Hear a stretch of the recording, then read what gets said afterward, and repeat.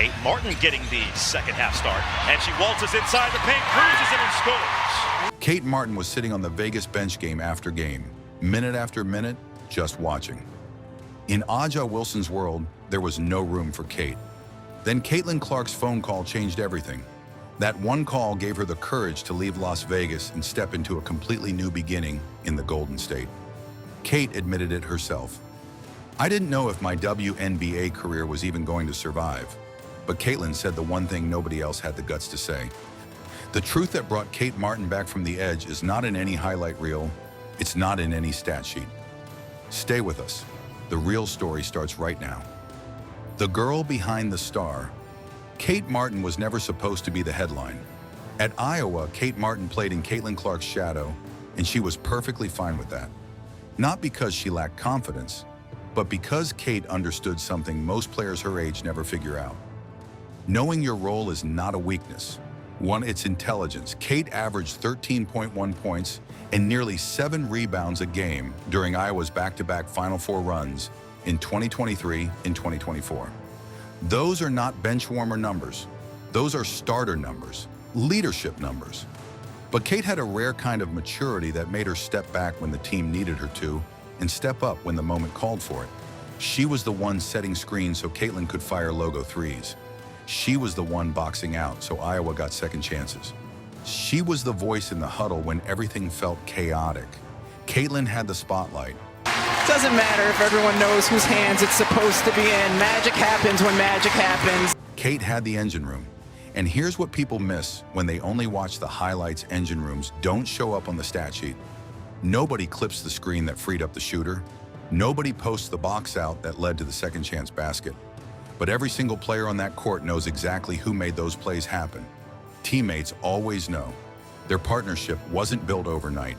And Kate described it as something that grew through trust, real trust, the kind that comes from showing up every single day. "She trusted me because she had seen me putting in the work," Kate said.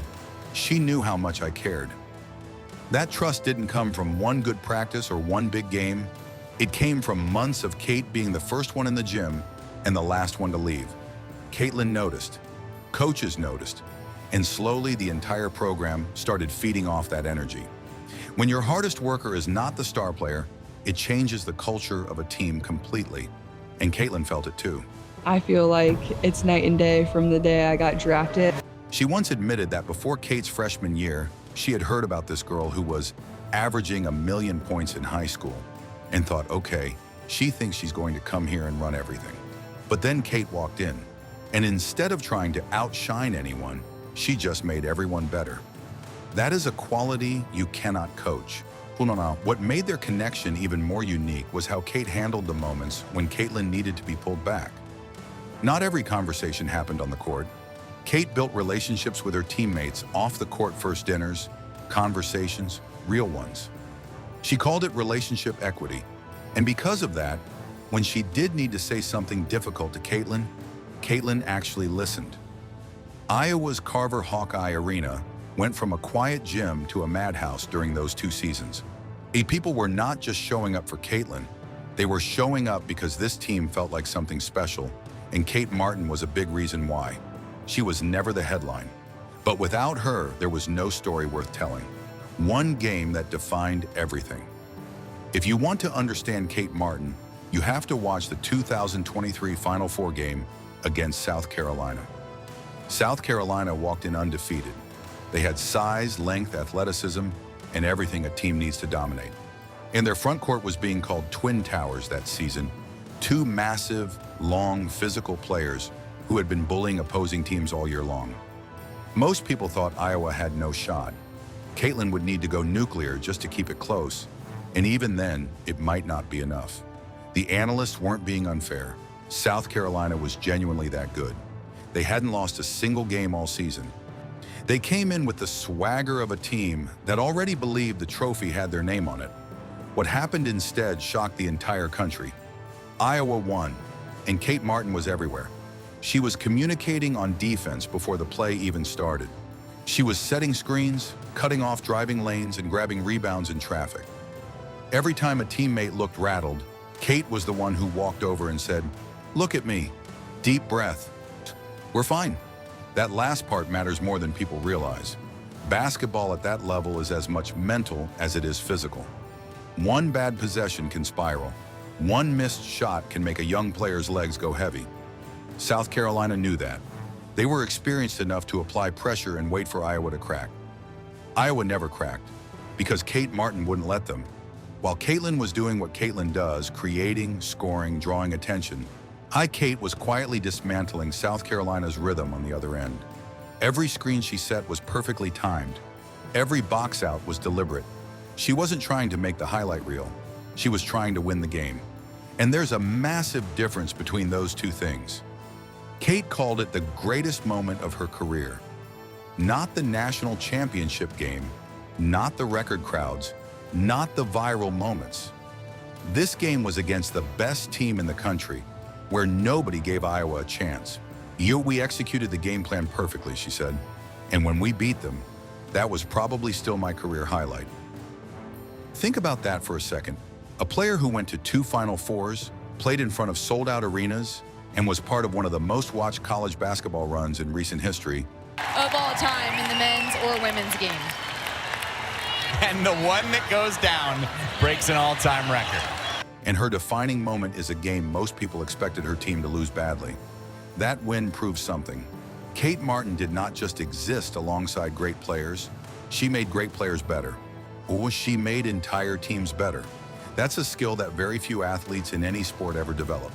The chemistry between her and Caitlyn during those Iowa years went beyond plays drawn on a whiteboard. Kate knew exactly when Caitlyn was going to miss a 3 and positioned herself for the offensive rebound before the shot even left Caitlyn's hand. Caitlyn instinctively found Kate for open looks or passes that created opportunities for other teammates. They called it teamwork. Heck, it was closer to telepathy.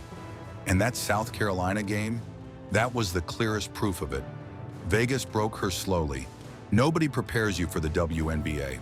Not really. You can watch film, train all summer, study the playbook, but until you step on that court with women who have been playing professional basketball for a decade, you have no idea what you're walking into. Kate found that out fast in Las Vegas.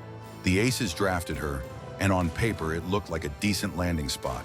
It's a championship-level organization, experienced coaching staff, a proven system. But the reality Kate walked into was something very different.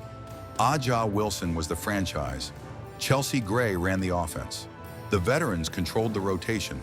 And for a rookie trying to find her footing, there was simply no room. Kate said it herself. The WNBA's physicality hit her differently than she expected. The players are longer, faster, smarter. Women who have spent years in professional systems, one who oversees leagues and training camps around the world. They don't give you time to think. They don't wait for you to get comfortable. And if your own coaching staff isn't actively creating opportunities for you to grow, you don't grow. You just survive, or you disappear. In May of her rookie year, Kate was averaging around 20 minutes per game, respectable for a first-year player. But by September, that number had fallen to 11.5 minutes. Her points dropped to 2.6 per game, rebounds down to 1.6. Those numbers don't tell the story of a player who got worse. They tell the story of a player who stopped getting chances.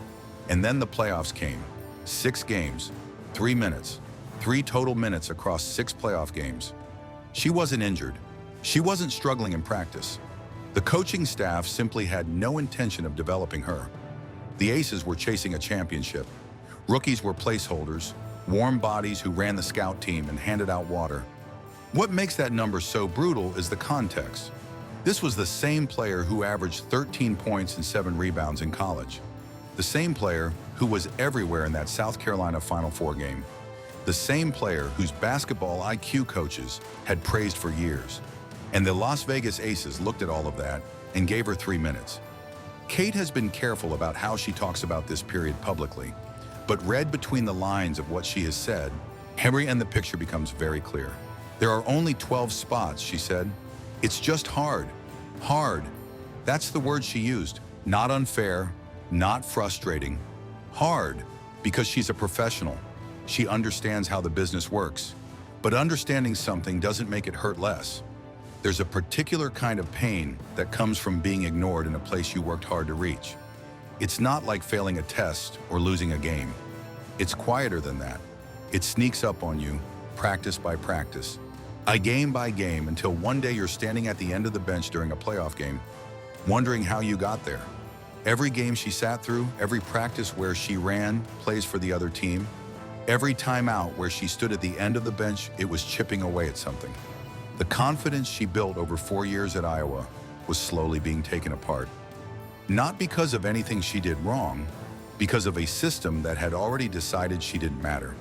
Sue Bird, one of the greatest to ever play the game, once talked about how brutal that transition from college to the pros can be. The speed is different. The physicality is different. The defensive schemes are more complex. Even the most decorated college players walk in humbled. But Bird's point was also this: the right system can unlock talent in ways that the wrong system never will. Talent doesn't bloom when it's buried. In Las Vegas, Kate Martin's talent was being buried 6 feet deep. And the worst part? Nobody in that organization seemed to notice or care. The phone call that changed it all. At her lowest point, Kate did what she had always done when she needed clarity. She called Caitlyn Clark. This wasn't just a friendly catch-up between old teammates. Caitlyn was going through her own storm in Indiana, the physicality, the media pressure, the weight of being called the face of an entire league. She had more than enough on her own plate. Rebound, Fever. Caitlyn pulls, top of the key. Good! And she falls down to her left. No foul. A lesser friend would have kept the conversation light, would have said, hang in there, and moved on. Caitlyn didn't do that. She picked up. She listened.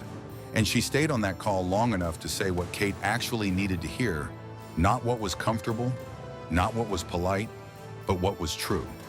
Because that's the thing about real friendships. They don't just show up for the celebrations. They show up for the 11 p.m. calls when someone is quietly falling apart. When Kate explained what was happening in Vegas, the disappearing minutes, the playoff bench, the feeling that she was fading before her career had even started, Caitlyn didn't offer generic encouragement. She didn't say, just keep working hard or your time will come. She had watched Kate Martin up close for years. She knew exactly what Kate was capable of. And she knew that what was happening in Las Vegas had nothing to do with Kate's ability. So she said the one thing nobody else had been willing to say out loud: you're not failing. They're failing you. 6 words. But for Kate, those 6 words reframed everything. Because here's the thing about being in a bad situation for too long: you start to believe the situation is your fault. The brain does that. It looks for reasons. And when the easiest reason available is, maybe I'm just not good enough, that thought starts to stick. Maybe Iowa was a fluke. Maybe the WNBA exposed something. Maybe the Aces saw something in practice that confirmed what the stat line was already showing. Caitlyn shut all of that down immediately. She reminded Kate of what they had built together, not just the wins, not just the Final Fours, but the daily stuff, the early mornings, the trust that took 2 full years to develop. In the way Kate steadied an entire team without ever needing a single headline to do it. Caitlyn had seen that up close. She wasn't going to let Kate forget it just because one franchise failed to see it. She told Kate that sometimes the most powerful move is not grinding harder in a place that doesn't value you. It's finding a place that does.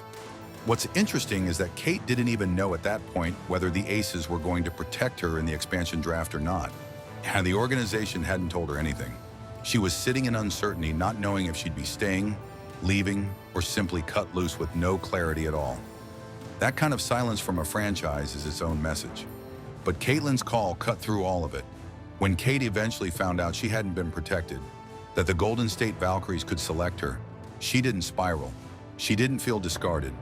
The conversation with Caitlyn had already shifted something in her. And some people don't even get the opportunity to go to a training camp, Kate said. The fact that I knew I was going to get another shot, I was excited. That's the mindset. That's what one honest phone call did. It didn't just comfort her, it repositioned her completely. Leaving Las Vegas wasn't Kate giving up. It was Kate finally choosing herself. Golden State. The Golden State Valkyries are not the Las Vegas Aces. No, A'ja Wilson is towering over the rotation. There is no established hierarchy that rookies must silently accept. This franchise is being built from zero blank canvas, a new identity, open seats at the table. And Kate Martin walked in and immediately sat down. GM Ohema Nyanen made the Valkyries' vision clear from the start. She wanted unselfish players, high IQ, and cared about team culture more than personal stats. She wanted builders, not stars hunting the spotlight. Kate was not just a fit for that vision. Kate was the template. My head coach Natalie Nakasi, who had actually seen Kate work up close during her time in Vegas, knew exactly what she was getting. Her coaching philosophy in Golden State is built around effort and intent, not perfection. Mistakes happen. Complacency is unacceptable. Communication is everything. For Kate, walking into that environment felt like breathing again. Everybody's excitement to get better, to learn, to build each other up has been phenomenal, she said. Chase Center, and one of the best arenas in North America, became the Valkyries' home, and the Bay Area showed up. Season tickets sold out immediately. The first home game against LA, the Valkyries were losing. The fans stayed the entire time, cheering from the first minute to the last, Kate noticed. Every player noticed. That means a lot as a team, she said. Seeing your fans stay and cheer for you, they were invested. Her role with the Valkyries is exactly what she was built for. Rebound hard. You defend without letting up. Make the smart pass. Hit open shots when they come. She is not the leading scorer. She is not chasing highlight plays. She is doing what she has always done best, making the people around her better and making the whole system work. The Valkyries also brought in some experienced international players who added a different energy to the roster. Fast, high IQ, willing to shoot threes. Kate loved it immediately. They brought a crazy spark, she said. Very high IQ, and they want to play fast, and they brought a lot of fun to the team. This is what the right environment looks like. 14 on the shot clock. Here is Tout. Oh, nice pass. Martin from the other corner this time. What else is new? Not a place that tolerates you, a place that needs you. Vegas saw Kate Martin as a roster spot to fill. Golden State sees her as a foundation to build on. That difference, that one shift, is the difference between a career that disappears quietly and a career that becomes something worth watching. Sue Bird was right. Finding the right system is everything. Not the most famous team. And not the biggest market, the right system. The one that actually sees what you bring. Kate Martin found hers. Here's what this whole story really comes down to. Kate Martin sat on that Vegas bench for an entire season. She watched her minutes vanish. She watched her confidence take hits. And she kept showing up because that's who she is. But it was one phone call from Caitlyn Clark that reminded her, a bad situation is not a life sentence. Golden State did not save Kate Martin. Caitlyn Clark did not save Kate Martin. Kate Martin saved Kate Martin by being willing to walk away from comfort and start over. That's the lesson, not just for athletes, for anyone sitting somewhere they've already outgrown. If Kate's story hit different for you, drop a comment. Tell us what you think happens next for the Valkyries. We'll see you in the next one.